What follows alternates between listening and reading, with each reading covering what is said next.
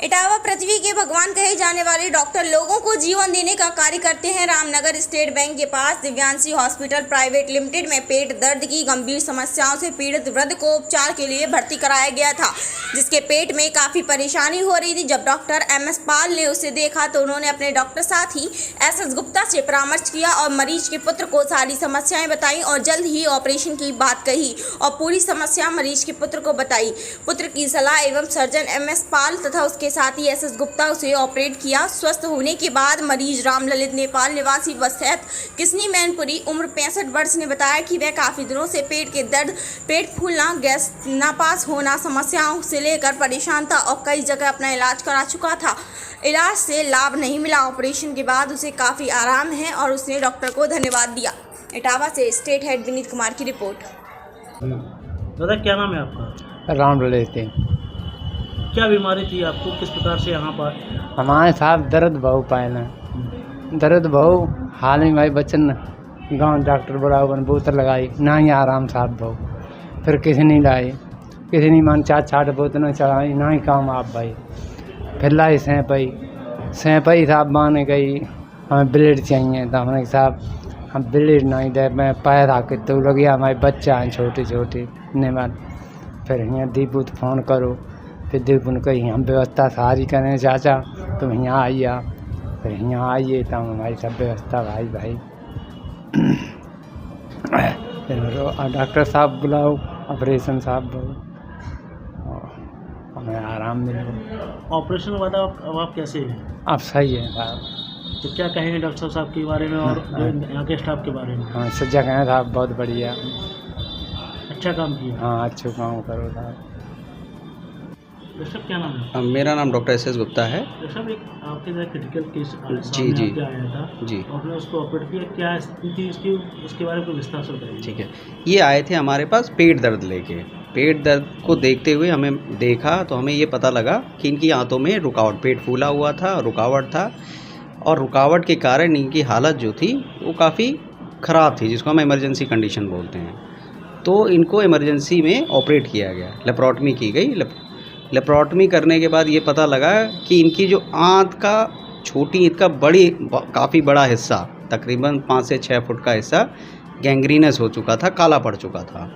वो इसलिए हुआ था कि आंत जो है आपस में ही रोटेट हो जाती है, जिसको मिडगट वॉल्वुलस बोलते हैं, जिसकी वजह से जो छोटी आंत का एक जो ब्लड सप्लाई करती है, वो मेन वेसल जो ब्लड सप्लाई करती है वो रुकावट हो गई। उसमें रुकावट के कारण वो आंत पूरी तरह से डेड हो गई। तो ऐसी कंडीशन में हमने इनकी जो ख़राब आंत थी, जो गैंग्रीन हो गई थी, उस आंत को काट के निकाल दिया गया और बची हुई सही आंतों को जोड़ दिया गया। अब इसमें ऊपर जो जेजुनम बोलते हैं वो 3 फुट के आसपास था और नीचे जो आइलियम का स्टंप बचा था, ऐसे समझिए मात्र 6 इंची का होगा। तो हमने जेजुनम जो छोटी आंत का ही एक हिस्सा होता है और आइलियम ये भी एक छोटी आंत का हिस्सा होता है, इन दोनों को आपस में जोड़ दिया और इनको फिर पोस्ट ऑप में ले आए। बाकी कोई लैट्रिन का रास्ता हमें कुछ बनाने की ज़रूरत नहीं पड़ी और धीरे धीरे करके ये रिकवरी फेज़ में आ गए हैं। अब ये पूर्णतः स्वस्थ हैं, खाना पीना सब खा रहे हैं, लैट्रिन भी हो चुकी है। अब थोड़ी कमज़ोरी रहेगी, वो धीरे धीरे चली जाएगी।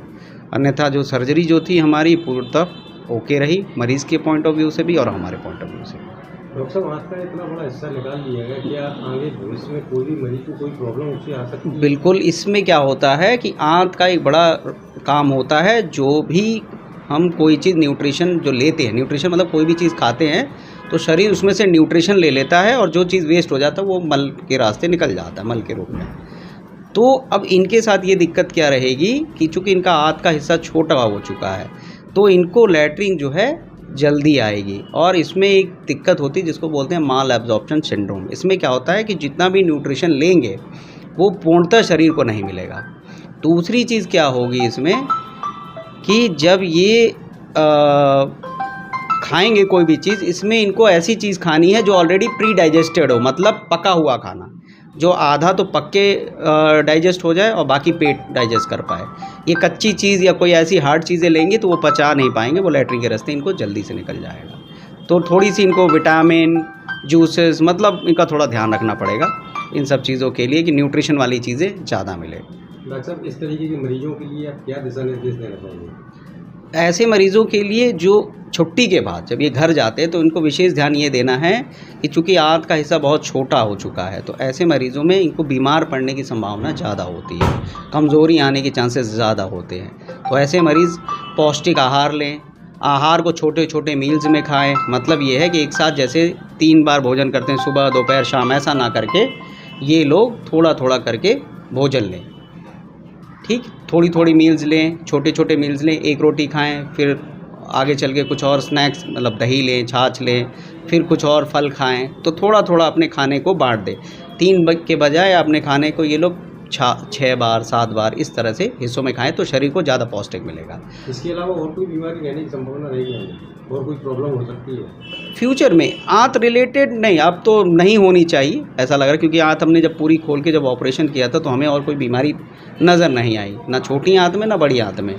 फ्यूचर में हाँ, नॉर्मल कोई सर्दी बुखार जुकाम खांसी होता है वो चीज़ अलग है, लेकिन पेट संबंधी अब नहीं होना चाहिए। हाँ, रही एक चीज़ इनके साथ जो दिक्कत रहेगी कि इनका वज़न जो है पहले की जितना एक जैसे मोटा व्यक्ति होता है या जो एक हेल्दी व्यक्ति होता है उतना नहीं रहेगा। नॉर्मल से वेट ये अंडर वेट ही रहेंगे। ये एक दिक्कत रहेगी इनके साथ आगे चलकर।